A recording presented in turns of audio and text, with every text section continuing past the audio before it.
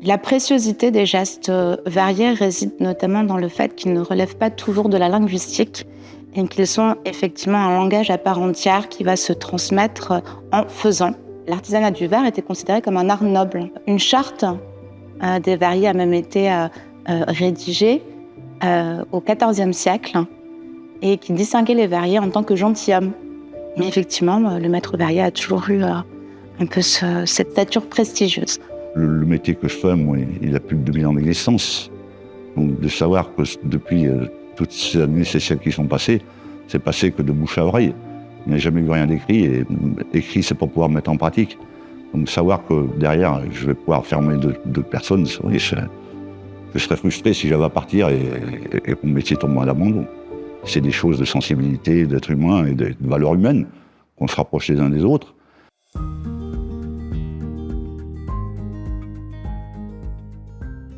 Transmettre nos savoir-faire, c'est quelque chose de compliqué parce que ça ne s'apprend pas dans les livres.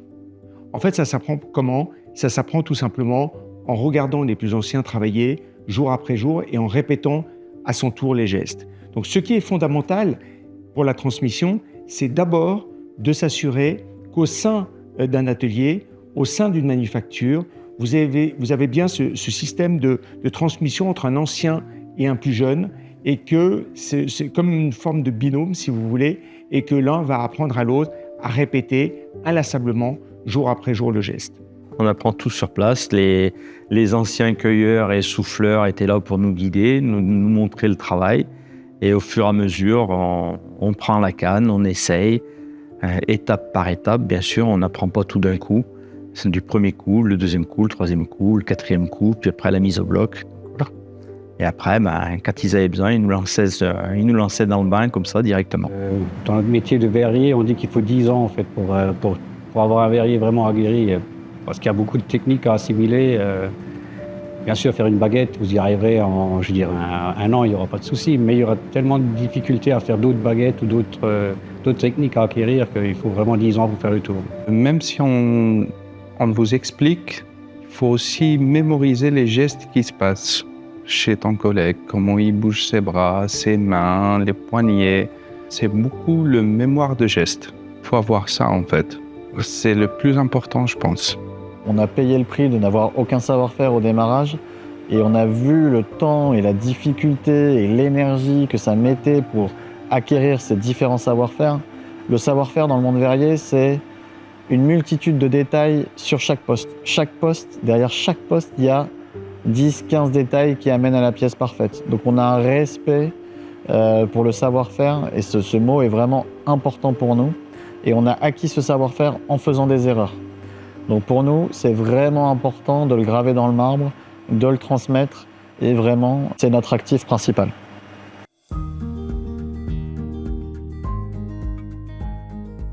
Un geste verrier n'a d'intérêt que pour autant qu'il sert à fabriquer quelque chose.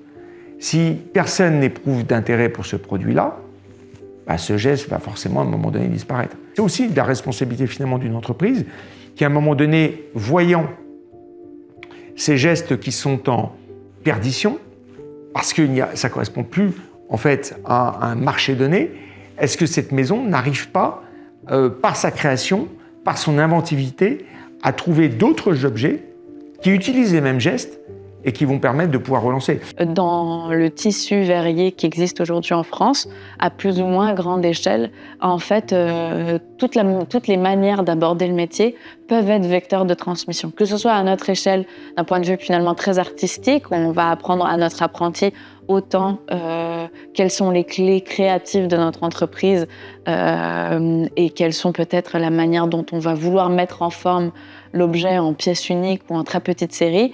En fait, les gestes de départ sont les mêmes, on a tous le même diplôme.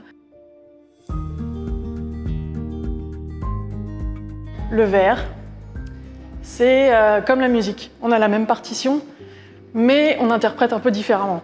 J'ai travaillé en Suède, en Norvège, même quand on regarde en Inde, c'est toujours à peu près la même chose. Moi, j'ai travaillé avec un verrier suédois qui parlait pas anglais, moi je parlais pas suédois.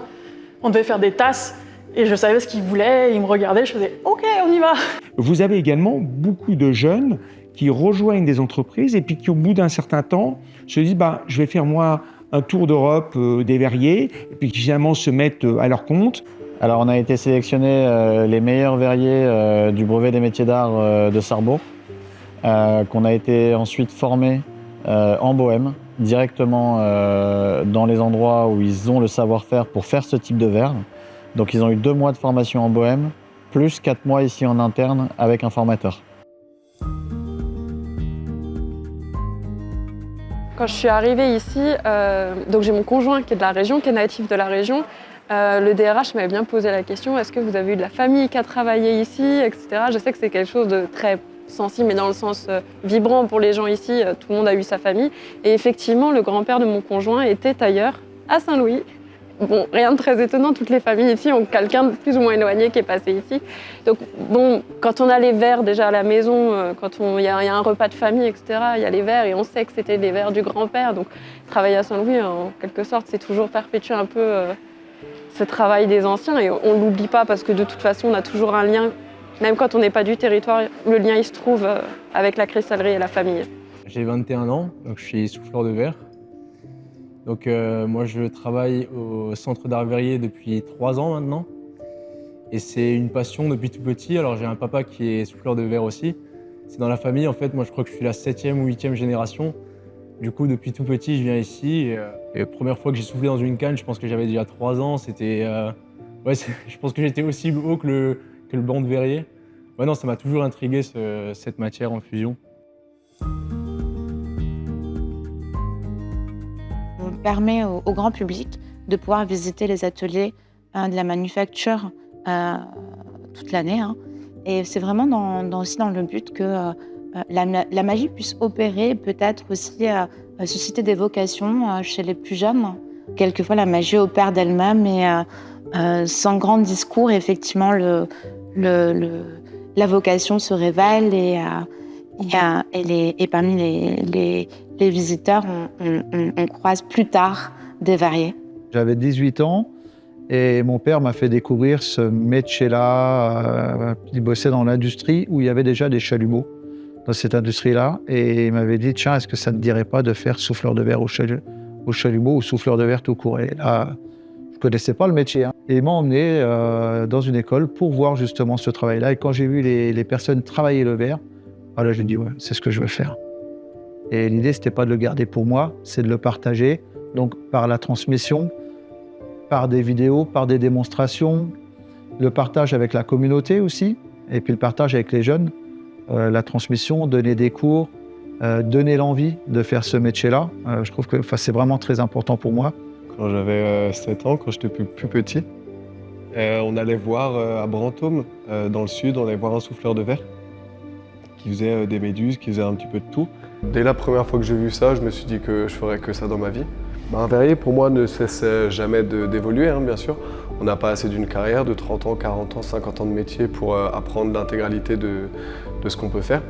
Maintenant, l'objectif, c'est d'essayer de réaliser le plus de choses, d'apprendre le plus de techniques possibles et peut-être viser un jour le meilleur ouvrier de France. Tout a débuté en voyage en Espagne. Et en fait, je suis tombée par hasard sur un atelier de souffleur de verre avec mes parents. Et j'ai vu les artisans faire souffler leur propre boule aux enfants.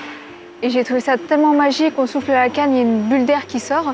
Et je me suis dit, c'est un petit côté magique et j'ai envie de voir ce que ça peut faire, de voir comment travailler le verre et d'en apprendre davantage.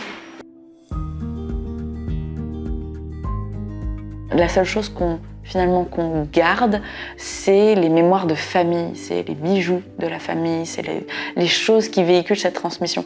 Et je pense que ce qui nous manque peut-être aujourd'hui, c'est ce soupçon d'âme dans la plupart des objets qui nous entourent. Et le fait de mettre en forme, selon un savoir-faire ancestral, un objet à très petite échelle, parce que voilà, c'est des très petites séries ou c'est des objets dont l'unicité en fait brille parmi leurs pairs s'il y en a. En fait, ça, c'est aussi avoir un tout autre rapport, à mon sens, à la consommation et même à un certain mode de vie.